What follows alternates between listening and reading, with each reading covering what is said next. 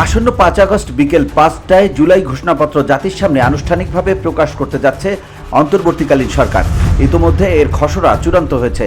এই ঘোষণা গণ আন্দোলনের বিভিন্ন পক্ষের প্রতিনিধিদের উপস্থিতিতে দেয়া হবে বলে জানানো হয়েছে।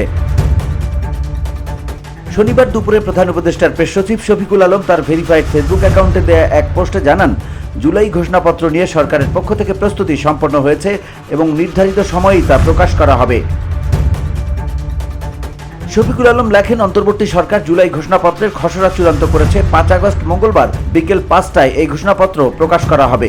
এতে গণ অভ্যুত্থান সংশ্লিষ্ট সব পক্ষের প্রতিনিধিরা উপস্থিত থাকবেন। একই সঙ্গে তিনি জানান, এই সংক্রান্ত বিস্তারিত তথ্য শিগগিরই জানিয়ে দেওয়া হবে। সরকারি প্রেস উইং থেকেও শনিবার এক বিবৃতি দিয়ে বিষয়টি নিশ্চিত করা হয়েছে। বিবৃতিতে বলা হয়, অন্তর্বর্তী সরকার একটি ঐতিহাসিক মুহূর্ত সামনে রেখে এই ঘোষণাপত্র প্রস্তুত করেছে, যা দেশের ভবিষ্যৎ রাজনৈতিক কাঠামো, শাসন ব্যবস্থার রূপরেখা এবং নাগরিক অধিকারের প্রশ্নে গুরুত্বপূর্ণ দিক নির্দেশনা দিতে পারে। এর আগে গত 31 জুলাই একাধিক রাজনৈতিক দল জানিয়েছিল, আলোচনার ভিত্তিতে প্রাথমিকভাবে জুলাই ঘোষণাপত্রের মূল বিষয়বস্তুতে একমত হওয়া গেছে। তখনই ইঙ্গিত পাওয়া গিয়েছিল যে শিগগিরই এই নথি আনুষ্ঠানিকভাবে প্রকাশিত হবে।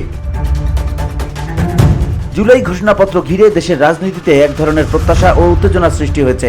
বিভিন্ন রাজনৈতিক শক্তি, নাগরিক সমাজ ও পেশাজীবী সংগঠনগুলোর অংশগ্রহণে দীর্ঘদিন ধরে যে সংলাপ, বিতর্ক ও সমঝোতার চেষ্টার মধ্য দিয়ে এটি তৈরি হয়েছে, তা এখন একটি নতুন রাজনৈতিক বাস্তবতা গঠনের সম্ভাবনার দিকে ইঙ্গিত দিচ্ছে।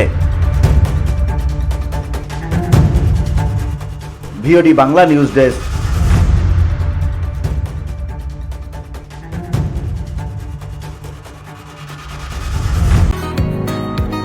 বসুন্ধরা, উত্তরা, বনশ্রী, কুড়িল ও বাড্ডা সহ রাজধানীর বিভিন্ন স্থানে অভিজাত ও অত্যাধুনিক মানের ফ্ল্যাট কেনার এক নির্ভরযোগ্য প্রতিষ্ঠান প্লেজেন্ট প্রপার্টিজ লিমিটেড।